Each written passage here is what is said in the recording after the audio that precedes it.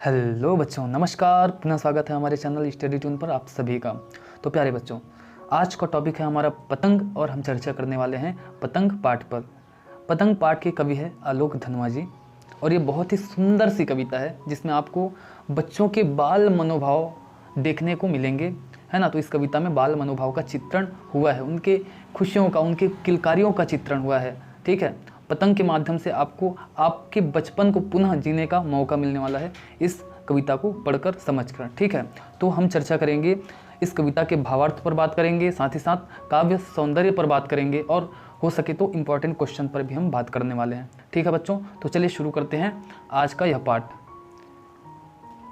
बच्चों, वीडियो शुरू करने से पहले एक रिक्वेस्ट कि आपने अभी तक हमारे चैनल को सब्सक्राइब नहीं किया है तो सब्सक्राइब कर दीजिएगा, क्योंकि इसी प्रकार के बहुत ही सुंदर और आपके लिए उपयोगी वीडियोस हम लाते रहते हैं इस चैनल के माध्यम से। साथ ही साथ वीडियो अगर अच्छा लगेगा तो आप लाइक कीजिएगा और आपको लगता है कि भाई ये उपयोगी है तो आप अपने दोस्तों तक भी शेयर कीजिएगा। ठीक है, चलिए शुरू करते हैं बेटा आज का क्लास।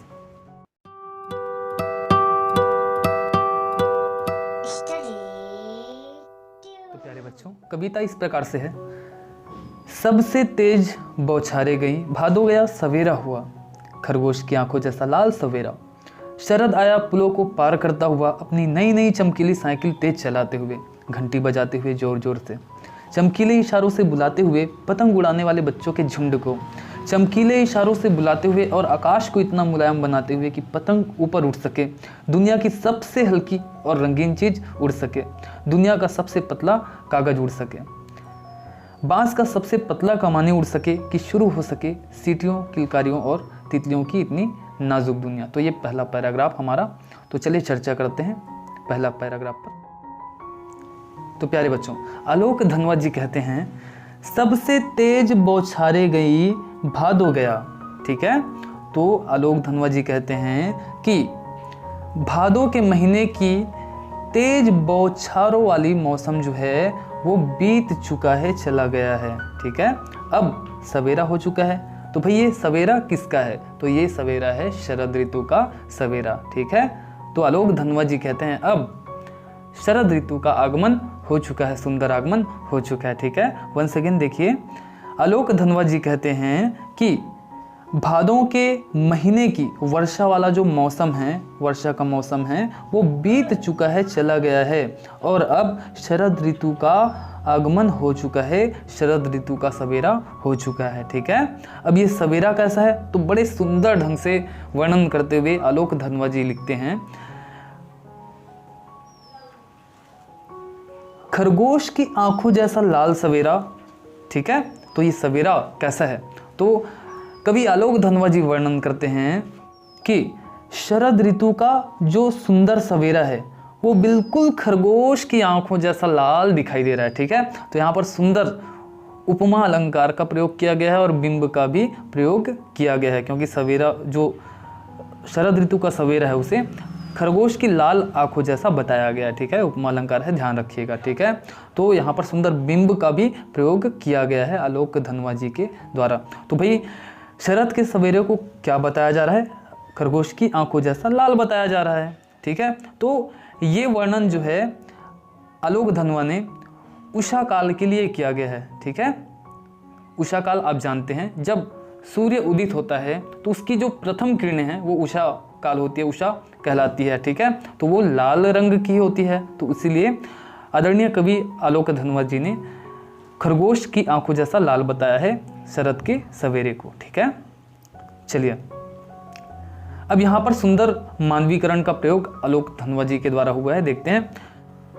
आदरणीय कवि आलोक धनवा जी शरद ऋतु के सवेरे का मानवीकरण करते हुए बताते हैं कि शरद ऋतु अपनी नई नई साइकिल को लेकर उसे तेज चलाते हुए और उसकी घंटियों को जोर जोर से बजाते हुए पुलों को पार करते हुए आ रहे हैं और साथ ही साथ वो पतंग उड़ाने वाले जो बच्चों के समूह है, झुंड है, उनको अपने सूर्य की चमकीली किरणों के रूप में इशारे से बुलाते हैं। ठीक है, अर्थात यहाँ पर शरद ऋतु जो है अपने सूर्य की किरणों से बच्चों को अपनी ओर ध्यान आकर्षित उनका कर रहे हैं। ठीक है, चलिए एक बार पुनः देखते हैं। कवि आलोक धनवा जी शरद ऋतु के सुबह का सुंदर मानवीकरण करते हुए कहते हैं कि जो शरद ऋतु है वह अपनी नई चमकीली जो साइकिल है उसमें सवार होकर के और उस साइकिल के घंटी को जोर जोर से बजाते हुए पुलों को पार करते हुए चले आ रहे हैं। और जो शरद ऋतु है वो अपने सूर्य के चमकीली किरण रूपी इशारों से पतंग उड़ा रहे जो बच्चे के झुंड है उन्हें अपने चमकीले इशारों से क्या करते हैं, बुलाते हैं। अर्थात जो शरद ऋतु है वो अपने सूर्य के चमकीली किरणों के माध्यम से जो बच्चे हैं जो पतंग उड़ा रहे हैं उन सभी का ध्यान आकर्षण करते हैं, उनको अपनी ओर आकर्षित करते हैं। ठीक है। और आगे आलोक धनवा जी लिखते हैं, आकाश को इतना मुलायम बनाते हुए कि पतंग ऊपर उड़ सके, दुनिया की सबसे हल्की और रंगीन चीज उड़ सके, दुनिया का सबसे पतला कागज उड़ सके। ठीक है। तो यहाँ पर आदरणीय कवि आलोक धनवा जी कहते हैं, भावार्थ देखिएगा।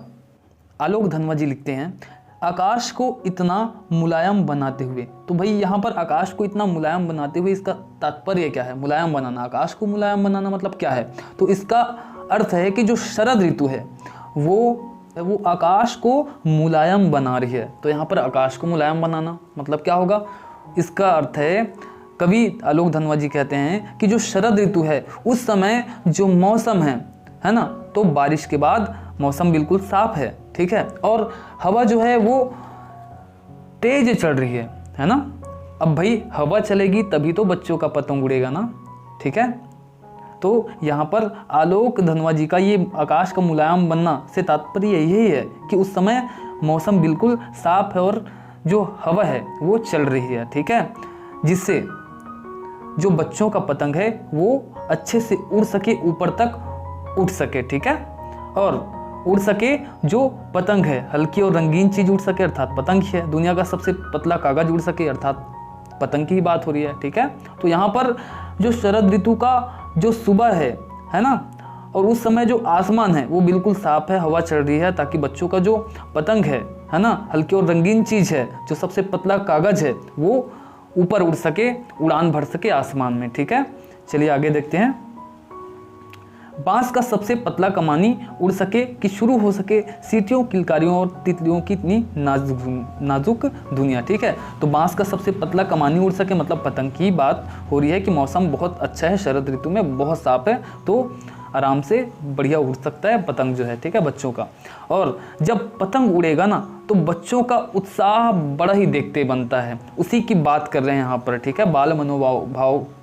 बाल मनोभाव की चर्चा और बात कर रहे हैं आलोक धनवा जी। ठीक है। तो जब उस अच्छे मौसम में जब बच्चों का पतंग ऊपर उड़ता है, ऊपर इतना उड़ जाता है, तो बच्चे अपने उत्साह का प्रदर्शन अपने सीटियों के माध्यम से, अपने किलकारियों के माध्यम से करते हैं। और जो तितलियों की इतनी नाजुक दुनिया, यहाँ पर तितली अर्थात बच्चों की ही बात की जा रही है। ठीक है। तो बच्चों की दुनिया जो है उसमें पतंग के सहारे ढेर सारे रंग भर जाते हैं। ठीक है। अर्थात उनके जीवन में ढेर सारी खुशियाँ समाहित हो जाती है, पतंग के माध्यम से ढेर सारी खुशियाँ उनको प्राप्त हो जाते हैं। ठीक है।